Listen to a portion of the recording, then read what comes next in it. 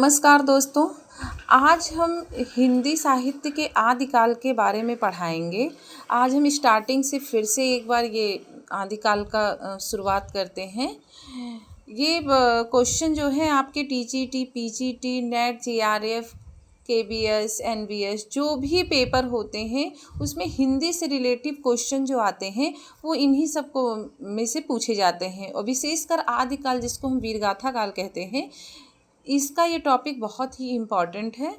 तो प्लीज़ इसको ध्यान से देखिए और अगर वीडियो पसंद आता है तो प्लीज़ चैनल को लाइक, शेयर, सब्सक्राइब करना मत भूलिएगा। एक बार फिर से स्टार्ट करते हैं। ये घटना चक्र की बुक है, बहुत ही ऑथेंटिक बुक है ये, जिसमें आपके प्रीवियस ईयर से जितने भी क्वेश्चन पूछे गए हैं एग्ज़ामों में, तो इसका क्वेश्चन इस बुक में बताया गया है। तो हम आज इसी बुक से स्टार्ट करते हैं ताकि आप लोगों का रिवीजन भी अच्छे से हो जाए। तो शुरू करते हैं। आज हम पढ़ाते हैं आदिकालीन साहित्य की प्रमुख प्रवृत्तियाँ यानी विशेषताओं के बारे में। तो देखते हैं आदिकालीन साहित्य की प्रमुख प्रवृत्तियाँ। क्वेश्चन नंबर 1 देखते हैं, जो आपके पीजीटी परीक्षा 2021 में क्वेश्चन आया था कि इतिवृत्त और आलोचना का समवेत रूप होने से यह इतिहास आज भी प्रकाश स्तंभ बना हुआ है। इस कथन में जिस इतिहास की ओर संकेत किया गया है उसके लेखक हैं। तो उसके लेखक कौन है? तो उसके लेखक हैं आचार्य रामचंद्र शुक्ल। बहुत ही इम्पॉर्टेंट क्वेश्चन है, आपके पीजीटी परीक्षा 2021 में ये क्वेश्चन पूछा गया था। क्वेश्चन नंबर 2, किस विद्वान ने हिंदी साहित्य के प्रारंभिक काल को वीरगाथा काल नाम दिया है? तो हिंदी साहित्य के प्रारंभिक काल को वीरगाथा काल नाम किसने दिया है? तो आचार्य रामचंद्र शुक्ल ने दिया है। अब यहाँ पे कुछ व्याख्या देखते हैं कि किस किस विद्वानों ने किस काल को, वीरगाथा काल को और किस किस नाम से जाना है। तो सबसे पहले देखते हैं डॉक्टर जॉर्ज ग्रियर्सन ने वीरगाथा काल को क्या कहा है? आदिकाल को चारण काल कहा है। मिश्र बंधु ने आदिकाल को आरंभिक काल कहा है। डॉक्टर गणपत चंद्रगुप्त ने प्रारंभिक काल कहा है। आचार्य रामचंद्र शुक्ल ने वीरगाथा काल कहा है। राहुल सांकृत्यायन ने सिद्ध सामंत काल कहा है और महावीर प्रसाद द्विवेदी ने बीजवपन काल कहा है। ये क्वेश्चन बहुत इंपॉर्टेंट है, ये अलग अलग से पूछे जाते हैं कि वीरकाल किसने कहा, आदिकाल किसने नाम दिया। तो देखिए, हजारी प्रसाद द्विवेदी आदिकाल नाम देते हैं, डॉक्टर राम कुमार वर्मा चारण काल या संधि काल बताते हैं और डॉक्टर मोहन अवस्थी आधार काल बताते हैं। हिंदी साहित्य के विद्वान हैं जो प्रारंभिक काल का भिन्न भिन्न नामों से वर्गीकरण किया है इन्होंने। अब देखिए, क्वेश्चन ऐसे पूछे जाते हैं आपके यूके पीजीटी, जो उत्तराखंड पीजीटी पेपर 2018 में हुआ था, उसमें देखिए क्वेश्चन पूछा गया था कि आदिकाल को आधार काल किसने नाम दिया। ये 4 ऑप्शन दिए रहेंगे, उसमें से जो ऑप्शन सही होगा उस पर आपको टिक करना है। तो इसमें आपका ऑप्शन सी सही होता है, डॉक्टर मोहन अवस्थी ने। अब आगे का क्वेश्चन, आदिकाल को चारण काल इनमें से किस साहित्य इतिहास के लेखक ने कहा? तो आदिकाल को चारण काल नाम किसने दिया? राम कुमार वर्मा ने दिया। आगे का क्वेश्चन नंबर 5 देखते हैं कि आदिकाल के नामकरण से संबंधित कौन सा युग्म अशुद्ध है? मतलब कौन सा युग्म, ये जोड़ा, ऐसे क्वेश्चन पूछा जाता है कि ये 4 आपके दिए रहेंगे, उसके आंसर दिए रहेंगे, आपको इसमें से बताना है कि कौन सा जोड़ा गलत है। मतलब जैसे बीजवपन काल मिश्र बंधु ने कहा है कि सिद्ध सामंत काल राहुल सांकृत्यायन ने कहा है, संधि काल यूँ चारण काल डॉक्टर राम कुमार वर्मा और वीरगाथा काल रामचंद्र शुक्ल ने कहा है। अब इन चारों में से आपको पहचानना है कि कौन से क्वेश्चन का कौन सा ऑप्शन गलत है। तो बीजवपन काल मिश्र बंधु ने नहीं, महावीर प्रसाद द्विवेदी ने ये नाम दिया है, तो आपका ऑप्शन ए गलत होता है। बाकी ये तीनों ऑप्शन सही हैं। सिद्ध सामंत काल राहुल सांकृत्यायन ने कहा, संधि काल चारण काल डॉक्टर राम कुमार वर्मा ने और वीरगाथा काल रामचंद्र शुक्ल ने कहा। ये आगे का क्वेश्चन देखते हैं, हिंदी साहित्य के प्रथम काल को वीर काल किसने कहा? तो हिंदी साहित्य के प्रथम काल को वीर काल नाम किसने दिया? विश्वनाथ प्रसाद मिश्र ने। आगे का क्वेश्चन है आदिकाल का वीर काल नामकरण किसने दिया। देखिए ये 2 बार ये क्वेश्चन पूछा गया है, एक एनबीएस प्रवक्ता में 2014 में और एक टीजीटी परीक्षा 2003 में ये क्वेश्चन आया था कि आदिकाल वीर काल नामकरण किसने दिया। तो आपका ऑप्शन सी सही होता है कि विश्वनाथ प्रसाद मिश्र ने दिया। देखिए ये बुक बहुत ही अच्छी बुक है, अगर इसको आप 1 से 2 बार पढ़ लेते हैं तो आपके काफ़ी ज़्यादा क्वेश्चन आपको रिवाइज हो जाते हैं और समझ में आ जाते हैं। आगे का क्वेश्चन हिंदी के प्रारंभिक काल को वीर गाथा काल का नाम किसने दिया। तो हिंदी के प्रारंभिक काल को वीर गाथा का नाम किसने दिया, आचार्य रामचंद्र शुक्ल ने दिया। आपका ऑप्शन ये सही है। ये भी देखिए टीजीटी परीक्षा 2009 में क्वेश्चन पूछा गया था। फिर ये क्वेश्चन फिर पूछा गया 2011 में क्वेश्चन पूछा गया था यही कि आदिकाल को वीर गाथा काल किसने कहा। तो आपका रामचंद्र शुक्ल है। आचार्य रामचंद्र शुक्ल ने अपने ग्रंथ हिंदी साहित्य का इतिहास में हिंदी साहित्य के इतिहास को कितने कालों में, 4 कालों में बांटा है। इन्होंने काल विभाजन में दोहरा नामकरण अपनाया है जो इस प्रकार है। जैसे आदिकाल या वीरगाथा काल कहा गया, भक्ति काल को पूर्व मध्यकाल का नाम दिया है, रीतिकाल को उत्तर मध्यकाल का भी नाम दिया गया है और आधुनिक काल को या गद्यकाल भी, ये दोनों कह सकते हैं। तो आपका क्वेश्चन भी पूछा जा सकता है कि पूर्व मध्यकाल को और किस नाम से जाना जाता है। तो अगर आपको ये क्वेश्चन सब याद रहेगा तो आप तुरंत टिक लगा सकते हैं कि पूर्व मध्यकाल को भक्तिकाल का नाम दिया गया है। आगे क्वेश्चन देखते हैं हिंदी साहित्य के आदिकाल के लिए सिद्ध सामंत काल नाम किसके द्वारा दिया गया। तो सिद्ध सामंत काल नाम किसके द्वारा दिया गया, ये आपके चारों ऑप्शन है। तो इस ऑप्शन में आपका ऑप्शन डी सही होता है कि राहुल सांकृत्यायन ने सिद्ध सामंत काल को क्या कहा है, हिंदी साहित्य के आदिकाल को सिद्ध सामंत काल नाम दिया है। देखिए फिर ये क्वेश्चन पूछा गया है पीजीटी परीक्षा 2004 में आदिकाल को सिद्ध सामंत काल नाम किसने दिया। तो आपका राहुल सांकृत्यायन ने। ये क्वेश्चन आपका देखिए सही होता है। देखिए 3 बार ये क्वेश्चन देखिए कितना इंपॉर्टेंट है कि सिद्ध सामंत काल नाम। देखिए जीआईसी प्रवक्ता 2017 में भी आया ये क्वेश्चन, पीजीटी परीक्षा 2004 में भी पूछा गया है, आश्रम पद्धति परीक्षा 2009 में भी ये क्वेश्चन आया है और यहाँ टीजीटी परीक्षा 2001 में। तो देखिए लगातार ये क्वेश्चन कितनी बार आपके पेपरों में देखने को मिलते हैं। तो इसको आप ध्यान से पढ़िएगा और ध्यान से याद कर लीजिएगा, बहुत इंपॉर्टेंट क्वेश्चन है ये। आगे का क्वेश्चन देखते हैं कि ये क्वेश्चन देखिए टीजीटी परीक्षा 2013 और पीजीटी परीक्षा 2013 दोनों में क्वेश्चन पूछा गया है कि आदिकाल को बीज वपन काल नाम किसने दिया। तो आदिकाल को बीज वपन काल किसने दिया, महावीर प्रसाद द्विवेदी ने दिया। देखिए फिर ये क्वेश्चन पूछा गया बीज वपन काल का कि पीजीटी परीक्षा 2005 में भी ये क्वेश्चन पूछा गया। देखिए कितनी अच्छी बुक है, कितनी इंपॉर्टेंट ये सब क्वेश्चन है कि आपको पता चल जाता है कि कब कब ये क्वेश्चन पेपर में आया है। अब देखिए आगे का क्वेश्चन हिंदी साहित्य के प्रथम काल को आदिकाल नाम किसने दिया है। तो आपका ऑप्शन बी सही होता है कि हिंदी साहित्य के प्रथम काल को आदिकाल का नाम हजारी प्रसाद द्विवेदी ने दिया है। देखिए ये टीजीटी परीक्षा 2004 में ये क्वेश्चन पूछा गया है। फिर ये क्वेश्चन पूछा गया है कि निम्नलिखित में से कौन सा आदिकाल का नहीं है। जैसे वीर गाथा काल को आदिकाल किया कहा गया है, चारण काल को नाम दिया गया है कि सिद्ध सामंत काल को दिया गया है कि गद्य काल को। तो गद्य काल को आदिकाल का नाम नहीं दिया गया है, बाकी वीर गाथा काल, चारण काल और सिद्ध सामंत काल को आदिकाल का नाम दिया गया है। जबकि गद्य काल जो है आपके आधुनिक काल को कहा जाता है। आदिकाल को प्रारंभिक काल नाम किसने दिया। देखिए ये टीजीटी परीक्षा 2013 में पूछा गया था और इस पे हमें कॉमन नंबर मिला था आयोग की तरफ से, क्योंकि इस क्वेश्चन का आंसर इसमें नहीं था। इसमें देखिए इस क्वेश्चन का आंसर क्या है कि डॉक्टर गणपत चंद्र गुप्त ने अपने हिंदी साहित्य इतिहास ग्रंथ हिंदी साहित्य का वैज्ञानिक इतिहास में आदिकाल को प्रारंभिक काल नाम दिया। किसने दिया, गणपत चंद्र गुप्त ने। जबकि इस क्वेश्चन का जो ऑप्शन है उसमें इनका नाम नहीं है, इसलिए इसमें आयोग ने इस क्वेश्चन को हटा दिया था, लेकिन बाद में फिर उसमें कॉमन नंबर मिल गया था सबको। उत्तर प्रदेश माध्यमिक शिक्षा सेवा चयन बोर्ड ने अपनी प्रारंभिक जो उत्तर कुंजी में इस प्रश्न का उत्तर विकल्प बी दिया था मिश्र बंधु ने, किंतु संशोधित जो उत्तर कुंजी में इस प्रश्न को उपयुक्त विकल्प न होने के कारण बाहर कर दिया था।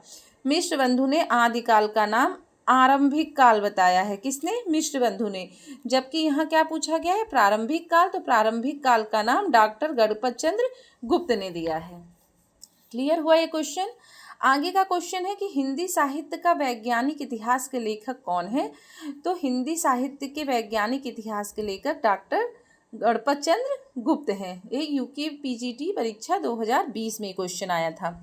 आगे है कि गोरखनाथ का समय 11वीं सदी है, यह मान्यता किस विद्वान का है? तो गोरखनाथ का समय 11वीं सदी है, यह मान्यता डॉक्टर पीताम्बर दत्त बड़थवाल का है। ये क्वेश्चन देखिए बहुत इंपॉर्टेंट है, 2021 में पूछा गया था उत्तर प्रदेश असिस्टेंट प्रोफेसर परीक्षा में।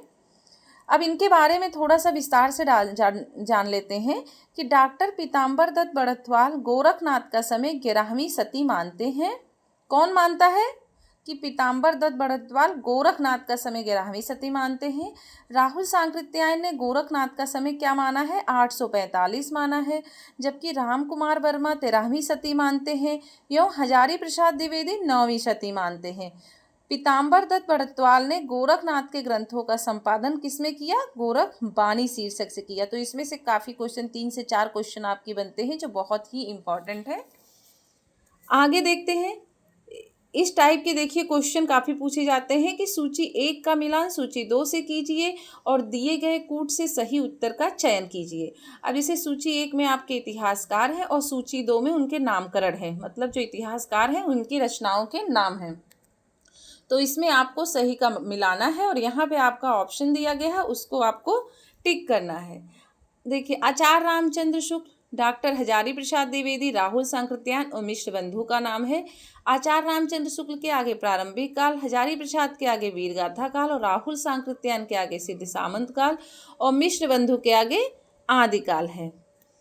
अब इसको आपको मिलाना है। तो देखिए, आपका आचार्य रामचंद्र शुक्ल हैं, इन्होंने वीरगाथा काल नाम दिया है।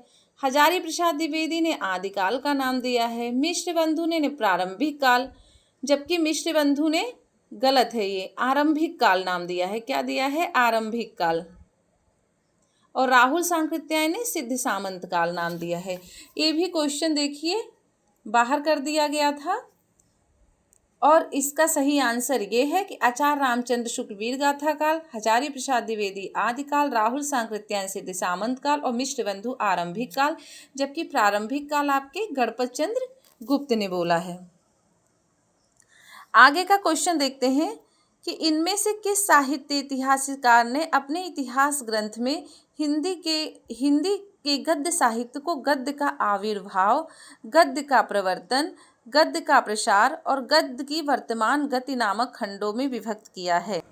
तो इस क्वेश्चन का आंसर आपका क्या है कि रामचंद्र जो शुक्ल हैं उन्होंने गद्य साहित्य को गद्य का आविर्भाव, गद्य का प्रवर्तन, गद्य का प्रसार और गद्य की वर्तमान गति नामक खंडों में विभक्त करके विवेचित किया है। अब देखिए इसका देख लेते हैं। गद्य का जो आविर्भाव है वो विक्रम संवत 1900 से 1925 तक है। आधुनिक गद्य साहित्य की परंपरा का जो प्रवर्तन यानी प्रथम उत्थान जो था वो विक्रम संवत 1925 से 1950 तक था।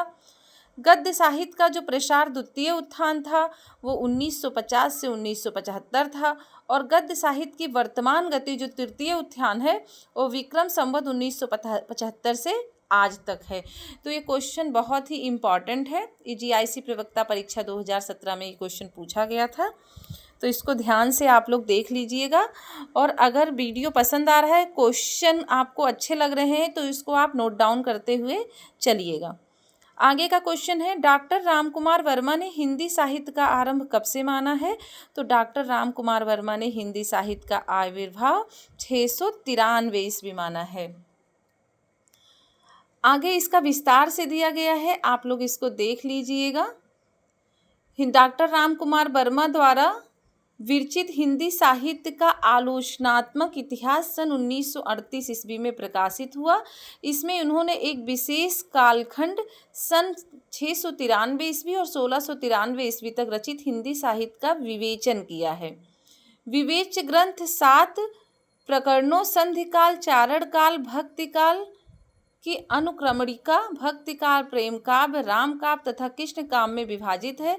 अतः इस आधार पर डॉक्टर वर्मा हिंदी साहित्य का आरंभ 693 मानते हैं।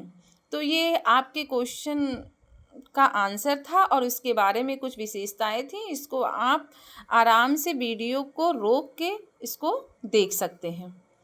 आगे का क्वेश्चन है, बौद्ध धर्म से जुड़े हुए साहित्य की भाषा है पाली। ऑप्शन डी आपका सही है कि बौद्ध धर्म से जुड़े हुए साहित्य की भाषा पाली है।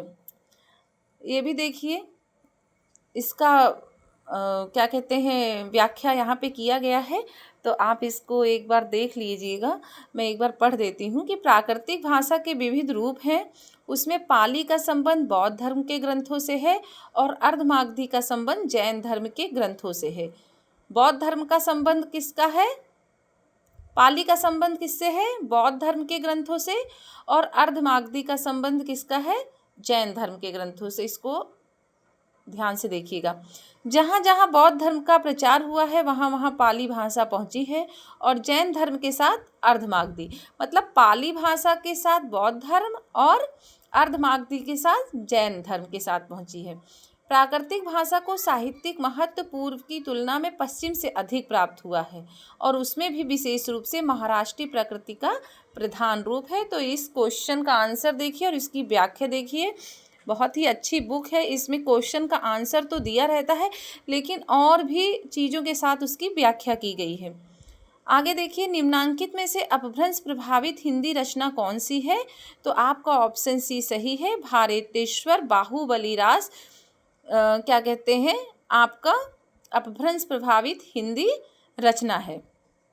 अपभ्रंश के नाम पहली सरस कृति भारतेश्वर बाहुबली जो रास है 1184 ईस्वी में है। मुनि जिन विजय ने इस ग्रंथ को जैन साहित्य की रास परंपरा का प्रथम ग्रंथ माना है। इसकी रचना किसकी रचना? भारतेश्वर जो बाहुबली रास की रचना किसने की थी? शालिभद्र शूरी ने की थी। ऐसे भी क्वेश्चन पूछा जाता है कि भारतेश्वर बाहुबली रास की रचना किसने की थी? तो शालिभद्र शूरी ने की थी। शालिभद्र शूरी ने पंच पांडव चरित रास की भी रचना की है। खुमान रासों के 43 छंद प्राप्त हुए हैं। इस काव्य के कवि का नाम तो अज्ञात है, परंतु एक स्थल पर दलपत विजय शब्द देखकर आलोचकों ने अनुमान लगा लिया है कि दलपत विजय ही खुमान रासों का कवि था। दलपत विजय ही किसका कवि था? खुमान रासों का। ढोला मारू रा दोहा बहुत ही इम्पॉर्टेंट रचना है। अक्सर पेपर में ये पूछे जाते हैं कि ढोला मारू रा दोहा के रचना के कवि कौन है? कल्लोल है। ढोला मारू रा दोहा अपने मूल रूप में उपलब्ध नहीं है। यह लोक काव्य दोहाबद्ध था और मौखिक परंपरा में सुना जाता था। आगे का क्वेश्चन देखते हैं, अपभ्रंश प्रभावित हिंदी रचना कौन सी है? अभी हमने ऊपर ही देखा था कि अपभ्रंश प्रभावित हिंदी रचना भारतेश्वर बाहुबली रास है। देखिए, ये भी NBS प्रवक्ता परीक्षा 2014 में क्वेश्चन आया था। फिर देखिए, अब यहाँ रचनाकार का नाम दे दिया गया है कि शालिभद्र शूरी की रचना का नाम क्या है? तो देखिए, भारतेश्वर बाहुबली रास। तो इसलिए आपको ये क्वेश्चन बहुत ध्यान से देखना जरूरी है। ये क्वेश्चन बहुत ही इम्पॉर्टेंट क्वेश्चन है सारे। आगे का क्वेश्चन है, पंच पांडव रचित रास के रचयिता कौन है? तो शालिभद्र शूरी हैं। 11वीं शताब्दी में रचित लोक भाषा काव्य कौन सा है? तो लोक भाषा काव्य कौन सा है? ढोला मारू रा दोहा जो कल्लोल द्वारा रचित है, एक लोक भाषा काव्य है। दूहा घृणा पुराणा अक्षयी पंक्ति इनकी प्राचीनता की ओर संकेत करती है। मूलतः दोहों में रचित इस लोक काव्य को 17वीं शताब्दी में कुशल राय वाचक ने कुछ चौपाइयाँ जोड़कर विस्तार दिया है। अपभ्रंश शब्द का सबसे पहले उल्लेख किसने किया है? तो अपभ्रंश शब्द का सबसे पहले उल्लेख पतंजलि ने किया है। देखते हैं, अपभ्रंश शब्द का सबसे पहले उल्लेख महाभाष्यकार पतंजलि ने किया है, जिससे पता चलता है कि संस्कृत या साधु शब्द के लोक प्रचलित विविध रूप अपभ्रंश कहलाते हैं। आगे देखते हैं, अवहट्ट भाषा से तात्पर्य क्या है? अवहट्ट जो है वो ग्रामीण अपभ्रंश है। क्या है? ग्रामीण अपभ्रंश है। अब इसके बारे में कुछ विस्तार से देखते हैं कि देखिए थोड़ा सा समय तो लग रहा है, लेकिन इसमें क्या है कि आपको बहुत ही क्लियर हर चीज़ समझ में आ जाता है। जैसे बहुत से लोग जो अभी TGT, PGT, D triple SP ये सब की परीक्षाएं पहली बार दे रहे हैं, तो उनको क्वेश्चन का आंसर तो आपको सीधे वन लाइनर में अगर हम देना चाहें तो मिल जाएगा, लेकिन जो इसकी व्याख्या है इससे आपको और क्लियर कॉन्सेप्ट समझ में आ जाता है। और मैं शुरू से स्टार्टिंग से फिर से इसको स्टार्ट कर रही हूँ हिंदी साहित्य के इतिहास आदिकाल को, और हम आखिरी तक पूरा कंप्लीट करेंगे। तो आप लोग प्लीज़ चैनल पे बने रहिएगा। अवहट्ट भाषा से तात्पर्य है ग्रामीण अपभ्रंश। अवहट्ट अपभ्रष्ट शब्द का विकृत रूप है। इसे अपभ्रंश का अपभ्रंश या परवर्ती अपभ्रंश कह सकते हैं। अवहट्ट अपभ्रंश यों आधुनिक भारतीय आर्य भाषाओं के बीच की संक्रमणकालीन सांकृतिकालीन भाषा है। इसका कालखंड 900 ईस्वी से 1100 ईस्वी तक निर्धारित किया जाता है। अवहट्ट को अपभ्रंश और पुरानी हिंदी या ग्रामीण अपभ्रंश के बीच की कड़ी माना जाता है। अवहट्ट भाषा के जो प्रमुख रचनाकार हैं, देखिए ये बहुत इम्पॉर्टेंट है। अवहट्ट भाषा के प्रमुख रचनाकार हैं अद्दहमाण, जिसको हम अब्दुल रहमान भी कहते हैं। इनकी रचना है संदेह राशय या संदेह रासक। दूसरे हैं दामोदर पंडित, जिन्होंने उक्त व्यक्ति प्रकरण और ज्योतिरेश्वर ठाकुर जो हैं वो वर्ण रत्नाकर का है। विद्यापति की रचना कीर्तिलता है। देखिए बहुत ही इम्पॉर्टेंट रचनाएं हैं। अद्दहमाण अब्दुल रहमान की संदेश रासक, दामोदर पंडित की उक्त व्यक्ति प्रकरण, ज्योतिरीश्वर ठाकुर की वर्ण रत्नाकर और विद्यापति कीर्तिलता आदि हैं। ये मैं गारंटी के साथ कह सकती हूँ कि हर पेपर में जिसमें हिंदी के प्रश्न पूछे जाते हैं उसमें ये क्वेश्चन बहुत ही इम्पॉर्टेंट है, और ये 100% ये क्वेश्चन आते हैं। तो इसको ध्यान से देख लीजिएगा और नोट डाउन जरूर कर लीजिएगा। आगे देखते हैं अवहट्ट में शिक्षा शब्द के लिए कौन सा रूप मिलता है। तो अवहट्ट में शिक्षा शब्द के लिए शिक्षा शब्द दिया गया है। आगे देखते हैं राहुल सांकृत्यायन के अनुसार चार्या गीत और दोहा कोश की रचना करने वाले पहले बौद्ध सिद्ध कौन थे। तो चार्या गीत और दोहा कोश की रचना करने वाले पहले बौद्ध सिद्ध सरहपा थे। किसके अनुसार? राहुल सांकृत्यायन के अनुसार। देखिए सरहपा को हिंदी का पहला कवि माना जाता है। राहुल सांकृत्यायन ने सरहपा का संबंध 769 ईस्वी किया है। बाबू गुलाब राय तथा डॉक्टर विनय तोष भट्टाचार्य ने इसका क्या किया है? समर्थन किया है। अधिकांश विद्वानों को यही समय मान्य लगता है। तो आगे का क्वेश्चन देखते हैं। निम्नलिखित में से कौन सा नाम सिद्ध परंपरा की योगिनी का बल क्या कहते हैं? योगिनी का नहीं बल्कि योगी का है। कौन? क्वेश्चन फिर से एक बार देखिए। निम्नलिखित में से कौन सा नाम सिद्ध परंपरा की योगिनी का नहीं बल्कि योगी का है? तो जो पुतलिपा है वो योगिनी का नहीं बल्कि योगी का है। देखते हैं। सिद्ध साहित्य आदिकालीन हिंदी साहित्य की एक प्रमुख काव्यधारा है। सिद्धों की कुल संख्या इसमें 84 मानी जाती है। क्वेश्चन पूछा जाता है जिसे में मणिभद्रपा और लक्ष्मीकरा तथा कनकलपा योगिनी थी। इसमें पूछा जा सकता है कि योगिनी कौन थी, तो इसमें ध्यान रखिएगा कि मणिभद्रपा, लक्ष्मीकया तथा कनकलपा योगिनी थी। इन तीनों के अतिरिक्त जो मेघलफा भी सिद्ध योगिनी थी। इस प्रकार 84 सिद्धों में से 4 महिलाएं थीं। पुतलिपा भी सिद्ध कवि थे जो शूद्र वर्ण के माने जाते थे। तो ये क्वेश्चन बहुत इंपॉर्टेंट है, तो प्लीज़ इसको नोट डाउन जरूर कर लीजिएगा। अधिकांश साहित्य इतिहासकारों के अनुसार हिंदी के प्रथम कवि कौन है? तो सरहपाद है अधिकांश साहित्यकार के अनुसार हिंदी के प्रमुख कवि। आगे देखते हैं। डॉक्टर गणपत चंद्र गुप्त ने शालभद्र सूरी को हिंदी का प्रथम कवि माना है, जबकि डॉक्टर राम कुमार वर्मा ने स्वयंभू को हिंदी का प्रथम कवि माना है, और राहुल सांकृत्यायन जो थे वो सरहपा को हिंदी का प्रथम कवि मानते हैं। तो ये भी क्वेश्चन बहुत इंपॉर्टेंट है। देखिए हिंदी के किस इतिहासकार के मतानुसार शालिभद्र सूरी हिंदी के प्रथम कवि हैं? तो गणपत चंद्र गुप्त के अनुसार शालिभद्र सूरी हिंदी के प्रथम कवि हैं। सिद्धों का प्रथम कवि कौन है? सरहपा। तो सिद्धों का प्रथम कवि कौन है? सरहपा। सिद्धों में सबसे पुराने कौन है? वो भी सरहपा ही है। सरहपात को हिंदी का प्रथम कवि किसने माना है? तो राहुल सांकृत्यायन ने माना है। राहुल जी ने हिंदी भाषा का प्रथम कवि किसे स्वीकार किया है? तो सरहपा को स्वीकार किया। देखिए कितना घुमा घुमा के क्वेश्चन कितनी बार पेपरों में पूछा गया है। ये देखिए फिर यहाँ पे टीजीटी परीक्षा 2016 में यही क्वेश्चन पूछा गया है। फिर देखिए टीजीटी 2009 में भी यही क्वेश्चन, हिंदी का प्रथम कवि कौन है? तो सरहपा। ये बहुत ही इम्पॉर्टेंट क्वेश्चन है। स्वयंभू को हिंदी का प्रथम कवि किसने माना? तो राम कुमार वर्मा ने माना है। सहजयान के प्रवर्तक कौन है? तो सहजयान के प्रवर्तक सरहपा हैं। तिब्बत के 84 सिद्धों की परंपरा कौन से सिद्ध से आरंभ हुई है? तो 84 सिद्धों की परंपरा जैन सरहपा से हुई है। 84 सिद्धों की परंपरा। अब देख लेते हैं कि सिद्धों की जो ब्रजयान शाखा में ही 84 सिद्धों की परंपरा प्रारंभ हुई है।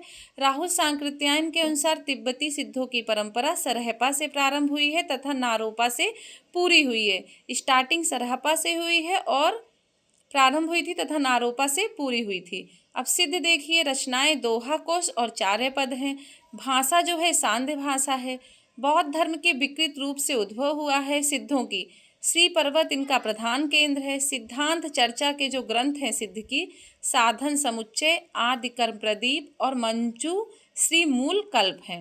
अब सिद्ध देखिए, सिद्ध साहित्य से जुड़े जो विद्वान हैं वेंडल, हरप्रसाद शास्त्री, राहुल सांकृत्यायन और मोहम्मद शहीदुल्लाह। तो ये आपके 45 क्वेश्चन आदिकाल के आज हमने पढ़े हैं। दूसरे क्लास में हम यहाँ 46 से ये क्वेश्चन स्टार्ट करेंगे आदिकाल के। अगर वीडियो पसंद आया है तो प्लीज़ चैनल पे बने रहिए और चैनल को लाइक शेयर सब्सक्राइब ज़रूर कर दीजिएगा। देखिए आपके सपोर्ट से ही हमें मोटिवेशन मिलता है और हम और भी अच्छे अच्छे क्वेश्चन आपको ला सकते हैं आपके सामने। तो तब तक के लिए धन्यवाद, नमस्कार।